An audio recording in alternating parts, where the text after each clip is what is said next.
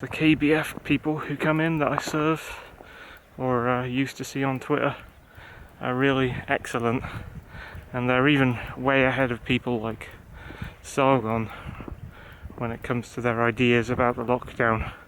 They've just overtaken him. It's a bit depressing watching Dave Cullen, but he's kind of overtaken Sargon as well. All the people, so-called conspiracy theorists, I guess. I don't know what Alex Jones is saying about the lockdown, but the Corbett report, a few customers have come in saying they're watching the Corbett report. One customer who I talked to a lot about this, kind of an anti-SJW himself, Paul I think his name is, put me on to someone who also, Dave Cullen, Computing Forever, put me on to, called Spiro Skorias, who thinks this stuff, the right stuff. And then you've got people who should be for freedom, like Count Dankula, wearing masks and not speaking out against it enough, and Sargon and Bering, and surprisingly the Quartering was standing up for the non-maskers, and there's like an ex-TV host, I can't remember her name, who's doing it. Yeah, I can't remember her name. And who else is standing up against it? Yeah, it's strange how the KBF, Keep Britain Free movement, and the people like them. I think in Germany there was, really surprisingly, there was a non-mask movement in Germany. A big crowd out there. I don't know how many were there, but it looked like a lot of people. And that's surprising, because in Merkel's Germany, I haven't seen many Germans actually standing up for freedom against her bullshit and the EU's bullshit. So I kind of need to find a YouTuber to watch who's from Germany and is preferably an anti-SJW, so they can tell me what the fuck's going on in Germany and how big the pushback is. And the other non-mask person I've seen talking about it is Dick Masterson, who I got into a little bit via Harmful Opinions. He actually had a debate stream with that annoying Jim guy, what's his name? Metica.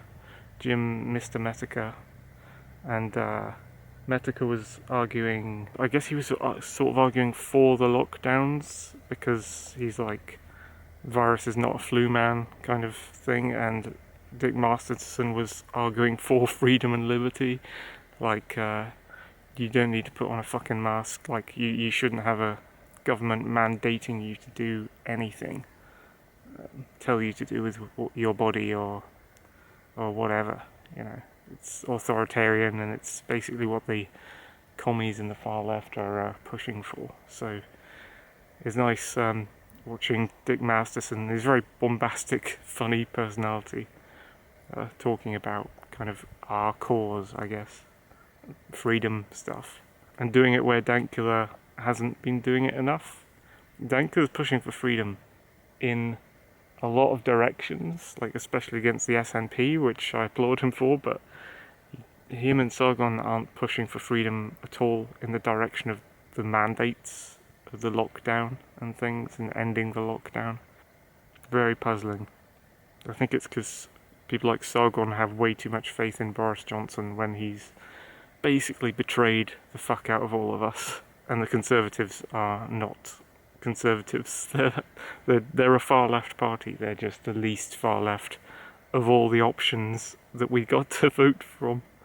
There's like no one not far left you can vote from in Britain. They're all basically the same party, except there's like a slightly more extreme end down the Labour and SNP route.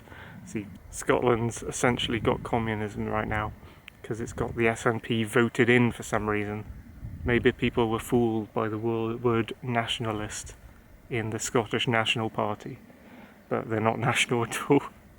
They want to be independent from England, but then they want to join the EU and therefore not be independent at all, which is not independence from anything. It's reverse of independence. So there's nothing national about it.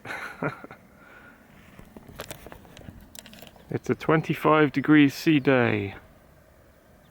Heatwave day. I've just come out for a long walk to start my day. Flowers on the gorse are coming out. I think I need to be near water On a hot day like this I need like a swim or something. I don't want to swim in scummy moorland water because rivers and lakes and that, maybe lakes, but rivers and stuff aren't very dilute, and they pick up all sorts of shit and dead animals and stuff from the moor and bring them down, and there are leeches and infections and diseases. And to my mind, I mean, I'm someone who kind of touches my eyes a lot to rub my eyes and things and stuff like that, so it's just a way to get infection is to go in rivers and streams. But I want to go in like the sea, large water, maybe lake, very dilute. It's not like rolling off the moors, like the surface is exposed to the rain and the weather and stuff, so you get a lot more clean water. I think it feels to me a lot cleaner. I mean, I know there's dead animals and stuff in the sea and all that, but it's such a massive volume of water that dilutes a lot easier. So yeah, I want to go to the sea because I can't travel this year. I wanted to travel this year. I wanted to go to Romania or Cyprus this year, but they were like, you got to mask up to travel. You got to do all this virus shit, and like, fuck it. I'm very trapped right now. I feel very trapped. Like, I can't travel very far. I can only go where my parents' cars go at the moment, and that's it. Or where I can walk to from my house if I want to walk for a very long time. And a hair tour might be the furthest I feel like walking.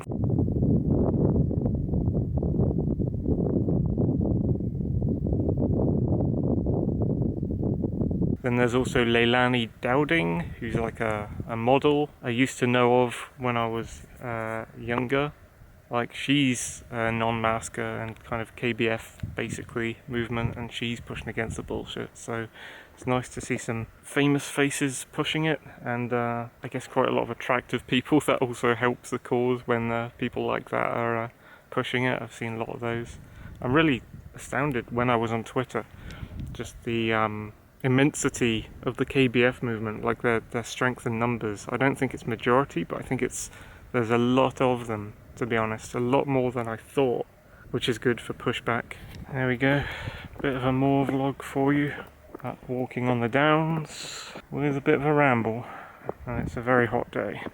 I'm actually glad for some of the heatwave days, to be honest. I didn't think we'd get many of them this summer. They all seem to be coming in August, and I know September's pretty hot, so technically it's a couple of weeks until autumn now, which sucks.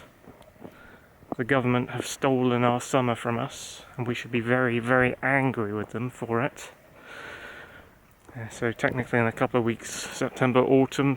September's very hot, and part of October is pretty warm, so we'll get a few heat waves in September at least. It's annoying to not have more of our freedom this year. It's been stolen from us, and I think a lot of this, the second wave that they have planned, pretty much, it was going to happen. It's going to happen. There was a doctor on TV giving an interview to a news reporter. I don't watch TV, but someone shared this link online, and as soon as this doctor started saying there'd probably not be a second wave because it's not really likely to happen, the TV presenter was like cutting him off. Like, oh no, we must stay on the narrative. We must convince all the public that are watching us that there'll be a second wave. We know where it's all coming from. Yeah, this winter's going to be pretty hellish, and I think most of it's to do with the Trump election in America, to be honest. I call it the Trump election because who the fuck else is going to win? If Biden wins, then everyone's just going to go, obviously there's been some kind of manipulation here. And they're trying to do, what is it, mail ballots or something? They're trying to change the voting methods. It's like if they change the voting methods to online voting or something like that, it'd just be ridiculous. Like, you just have tons of fake robot votes for the Democrats. Ridiculous. I'm quite liking that Kanye joined the campaign. I'd love for him to stay in and just get a huge chunk of votes from people. It would be absolutely hilarious. It's like a second meme lord. I don't even care what his policies are at the moment. He's just infinitely preferable to Joe Biden or whatever. Their Libertarian candidate came in way too late, and I looked at what they're saying and they're not Libertarian at all. Whereas the Scottish Libertarian Party, that guy is pretty awesome. He was interviewed by Tailed Feature on his channel. Check that stream out. He's got his head screwed on. It's more of a classical liberal party than a proper capital L Libertarian Party. But he knows what freedom is, and this, was it the American one, Joe Jorgensen or whatever, doesn't have a fucking clue what freedom is, and sounds like none of the libertarians that I know or have talked to. Just want different things, and doesn't really know what freedom is. So anyway, I think that's the end of my rant. Cheers for watching. Don't know what this was, and see you in whatever the next one is.